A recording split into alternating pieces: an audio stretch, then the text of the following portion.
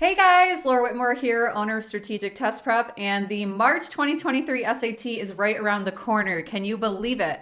If you are watching this video the day that it drops, you have exactly 8 weeks until the SAT test. Now, if you're sleeping on me and you didn't watch this video right away, well, you're gonna have to do some mental math calculations to figure out how much time you have, which will be good practice for you for the test. Now guys, as an SAT prep coach with over 15 years of experience, I have worked with hundreds of students to help them boost their scores by 100, 200, or even 300 points on the SAT. So in this video, I am going to give you a study plan that I would give to one of my students who is meeting with me either one-on-one or taking a class with me. And as you guys know, I consistently score in the 1500s myself, so all of the strategies and tricks and tips that I give you, I would also use to get ready for the test. So if you want the most fantastic, ultimate, amazing, incredible study plan, you are in the right place. But the thing is, you have to follow this study plan to a T. You can't cut corners, guys. You have to do everything I'm telling you to do in this video, or you're not going to see as much of an improvement.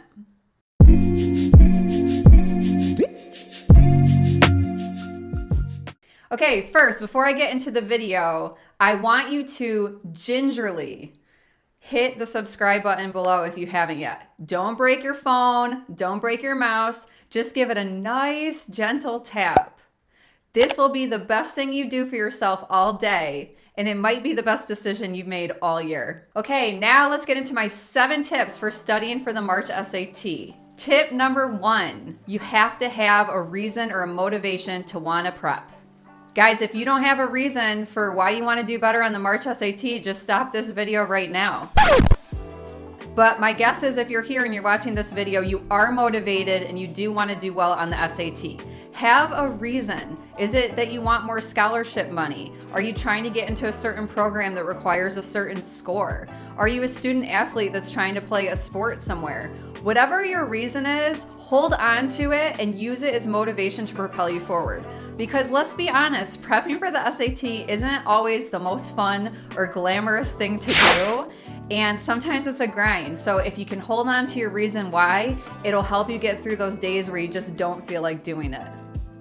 And anyways, I'm just curious, what is your reason for taking the SAT or wanting to do better on the SAT? Comment below. I'd love to hear, what your goal is and why you're striving to do well on the test. All right, tip number 2, decide if you want to focus on the English, the math, or both.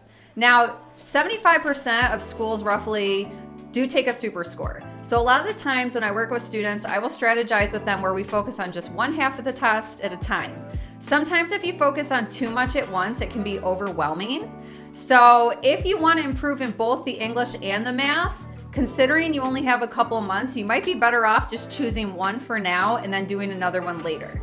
If you don't really need to go up that much, like let's say you just need to get an extra 50 points, or if you are just really good in both, then, I would say just do both now if you think you can handle it. It's really gonna depend on your situation, what you wanna do. Now that being said, you're gonna wanna register for the May SAT as well. If you're deciding to prep for the English portions for the March, then immediately after the March, you can switch over and do the math to get ready for the May. Even if you're doing both sides of the test, let's say you're doing the English and the math right now to get ready for the March, I think it's still a good idea to register for the May SAT because you never know what could happen the day of the March test. You could get nauseous. Your goldfish could die. You don't know what kind of state mentally or physically you're gonna be in, so give yourself another option and another look at the test after just in case. It also takes the jitters away a little bit and the pressure off, because if you go into the March test and you're signed up for another SAT afterwards, it's like you have another shot, it's not do or die, and it really takes away some of that nervousness. Okay, number 4 is make sure you order the QAS report. So it's like the best $18 you could ever spend.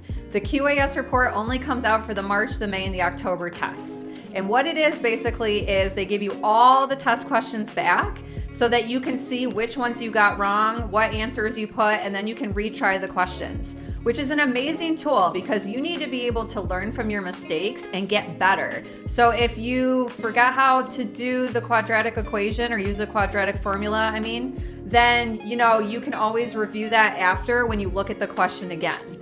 So that being said, here's a little tip, you guys. I have noticed over the past couple of years in 2021 and 2022, the March and May SAT math sections have been very, very similar. Like, I'm telling you, some of the questions were exactly the same. They just changed the numbers.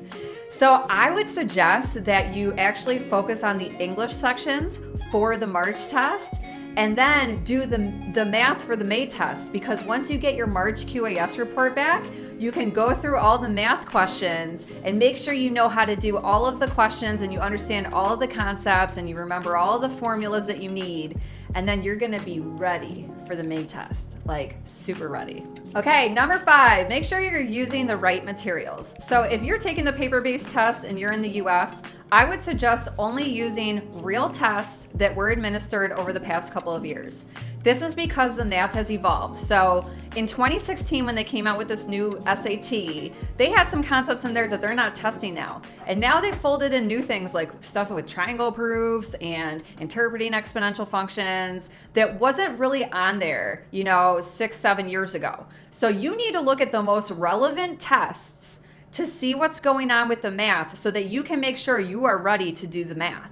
Now, I promise you guys, I will do a predictions video before the test, so we'll go over some math concepts that I'm pretty confident you'll need to know. So again, if you haven't subscribed yet, make sure you do so you don't miss that. Also, too, I think the reading has gotten a little bit harder.